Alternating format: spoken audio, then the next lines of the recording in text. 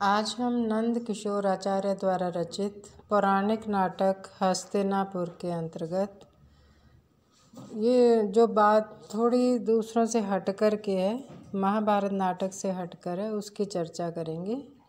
ये जो नाटक है महाभारत की घटनाओं की पुनर्कथा नहीं करता, यानी कि महाभारत की जो घटनाएं हैं उनकी बात नहीं करता, उनको दोहराता नहीं है, बल्कि कुछ नए जो प्रश्न हैं उनको उठा करके पात्रों के साथ जो अन्याय किया गया है उसकी चर्चा इसके अंदर की गई है। उसके अंदर जो जो बिंदु उठाए गए हैं उनकी हम क्रमानुसार उसकी चर्चा करेंगे। जो प्रश्न इसके अंदर उठाए गए हैं कि विदुर को जो है राजा का पद क्यों नहीं दिया जाता। जब सत्यवती भीष्म को धृतराष्ट्र, पांडु, विदर इनकी शिक्षा की जिम्मेदारी देती है, उसी बीच शुभा का भी आगमन होता है। वो कहती है कि जब महाराज पांडु का निधन हो गया है तो उसके बाद जो राज सिंहासन है वो खाली हो गया है, तो जो राजा है वो विदुर को बनाया जाना चाहिए। लेकिन सत्यवती कहती है कि जो भीष्म है वो धृतराष्ट्र को ही राजा बनाना चाहते हैं। तो शुभा का आगे से ये प्रश्न होता है कि धृतराष्ट्र तो अंधे हैं, तो इस कारण से विदुर को राजा बनाया जाए। लेकिन भीष्म जो हैं विदुर को राजा बनाने से इनकार कर देते हैं, क्योंकि वो विदुर को कुरुवंशी नहीं मानते हैं।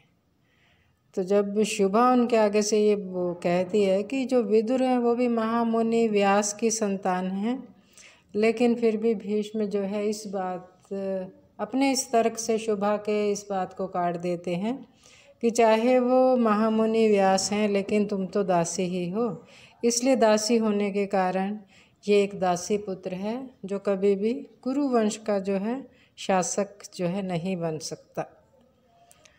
इस प्रकार विदुर और उसकी माँ दोनों जो शुभा है, दोनों को ही इस बात की जो पीड़ा होती है कि वो उस पद के काबिल होते हुए भी उस पद पर नहीं पहुंच सकते हैं। अगला बिंदु इसके अंदर दिखाया गया है कि बिना सहमति के नियोग पद्धति हेतु नारी पात्रों का जो अपहरण किया जाता है। नियोग पद्धति हेतु भी भीष्म के द्वारा ही सुझाया जाता है कि नियोग पद्धति से संतान प्राप्त की जाए, इसलिए अम्बा, अंबिका और अम्बालिका का जो है वो हरण किया जाता है। अम्बा को तो वो छोड़ देते हैं क्योंकि अम्बा किसी और से प्रेम करती है और उसके पास पहुंचा दिया जाता है, लेकिन वो जो राजा शाल है उसे वापस से अपने रानी नहीं बनाना चाहते क्योंकि उसका अपहरण किया जा चुका है। इस प्रकार अम्बा की जो पीड़ा है कुछ अलग प्रकार की है। उसी प्रकार जो अंबिका है, अंबिका जब अंबिका का हरण करके भीष्म लाते हैं तो उसे कहीं ना कहीं ये एहसास होता है कि नियोग पद्धति हेतु भीष्म आएंगे, लेकिन भीष्म के स्थान पर जब ऋषि व्यास आते हैं तो अंबिका इस बात के लिए तैयार नहीं होती है। वो कहती है कि इसके अंदर दोनों की सहमति होनी आवश्यक है, बिना सहमति के जो संतान है वो किस प्रकार से निरोग या निर्दोष हो सकती है। अब अंबिका अब मन से तैयार नहीं होती और इसी के अंतर्गत अगला जो पात्र है वो अम्बालिका है, वो भी बिना अपनी मर्जी के नियोग पद्धति हेतु बाधित होती है। ये इनकी चर्चा जो है इसके अंदर बिल्कुल अलग रूप में नारी पात्रों की व्यथा के रूप में की गई है। तीसरा बिंदु है कि सब कुछ जानते हुए भी भीष्म की कुरुवंश के प्रति जो आस्था है, जो मोह है, वो दिखाई पड़ता है कि जो भीष्म हैं हस्तिनापुर को लेकर सदैव चिंतित रहते हैं। इसी कारण से वो जो अपहरण की घटनाएं उनके द्वारा की जाती हैं वो भी इसी के अंतर्गत होती हैं। और वो जानते हैं जैसे द्रौपदी को भी अपमानित किया जाता है, लेकिन वहाँ पर भी वो कुछ नहीं बोल पाते। उनका जो पूर्णतया जो समर्पण है, पूर्णतया जो मोह है, वो केवल कुरुवंश के प्रति ही है। वो कुरुवंश की मर्यादा को उसको बनाए रखने में ही निरंतर लगे रहते हैं। अगला बिंदु है कि भीष्म की आजन्म ब्रह्मचारी रहकर अपनी प्रतिज्ञा के प्रति आत्ममोह का भाव जो है वो उत्पन्न हो गया है।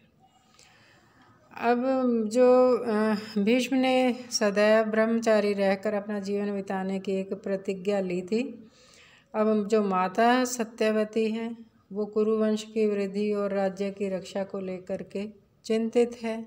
वो चाहती है कि अब भीष्म ही अगर ब्रह्मचारी बने रहेंगे, अपनी प्रतिज्ञा पर अटल रहेंगे, तो उनका जो वंश है वो आगे किस प्रकार से बढ़ेगा। तो वो भीष्म को समझाते हैं कि तुम्हारी जो प्रतिज्ञा है अब इस राज्य के लिए लाभकारी नहीं है। अब इस प्रतिज्ञा को त्याग कर ही तुम इस वंश को बचा सकते हो। उन्हें कई प्रकार से तर्क देकर समझाने का प्रयास करती हैं कि तुम्हें अपने ही एक बिंब से मोह हो गया है कि तुमने ये जो अपनी प्रतिज्ञा ली है उसे भीष्म प्रतिज्ञा का नाम दे करके उसी आत्ममोह से तुम जकड़े हुए हो। तुम्हें उससे बाहर आकर के भी सोचना चाहिए। अगला बिंदु है शुभा के तार्किक व्यक्तित्व के समक्ष प्रत्येक पात्र जो है निरुत्तर हो जाता है। अब यहाँ पर मुख्य या केंद्रीय पात्र के रूप में जो शुभा को लिया गया है, जो कि विदुर की माँ है, वो अपने तर्कों के माध्यम से सभी को समझाने का, बताने का प्रयास करती है कि किस प्रकार से उसका जो व्यक्तित्व है वो किस प्रकार से अपने इर्द गिर्द हो रहे जो बदलाव हैं, जो दबाव हैं, उनको सहन करती हुई कहीं ना कहीं अपने जो बात है कहने का प्रयास वो करती है।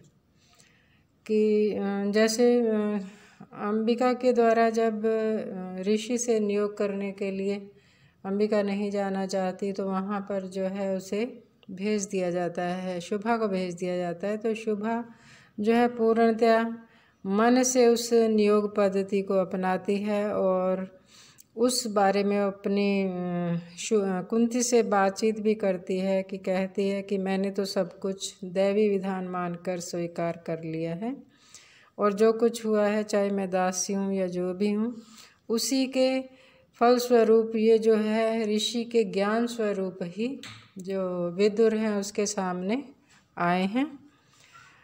अगला बिंदु है सत्यवती भी भीष्म प्रतिज्ञा से व्यथित नजर आती है, क्योंकि सत्यवती जो है वो चाहती है कि जो कुरुवंश है वो आगे बढ़े, उसका वंश बढ़े, लेकिन भीष्म किसी भी तरह से तैयार नहीं होते हैं। उल्टा भीष्म माता सत्यवती को नियोग पद्धति का उपाय सुझाते हैं और सत्यवती भी इस बात से सहमत हो जाती है, क्योंकि उसके पास इसके अलावा अन्य कोई भी उपाय नहीं होता है। इस नाटक के अंत में ये दिखाया है कि किस प्रकार सारे कुरुवंशी जो हैं वन जाने के लिए तैयार हो जाते हैं और विदुर आकर के शुभा को भी कहता है कि तुम भी चलो वन आगमन का जो समय हो गया है। लेकिन शुभा इसमें ये स्वीकार कर लेती है कि मैं वन नहीं जाऊंगी, इस कुरुवंश से मुक्त जो हस्तिनापुर है मैं उसी में रह कर के अपना जीवन जो है व्यतीत करूंगी, यही मेरी एक अंतिम अभिलाषा है। इस प्रकार इस नाटक के अंदर केवल मात्र महाभारत की घटनाएं ही न होकर के कुछ नए बिंदुओं को उठाकर, उस समय की विडंबनाओं को उठा करके इस नाटक की रचना की गई है कि अगर इन बिंदुओं पर पहले ध्यान दिया गया होता तो शायद जो महाभारत का युद्ध है वो न झेलना पड़ता। धन्यवाद।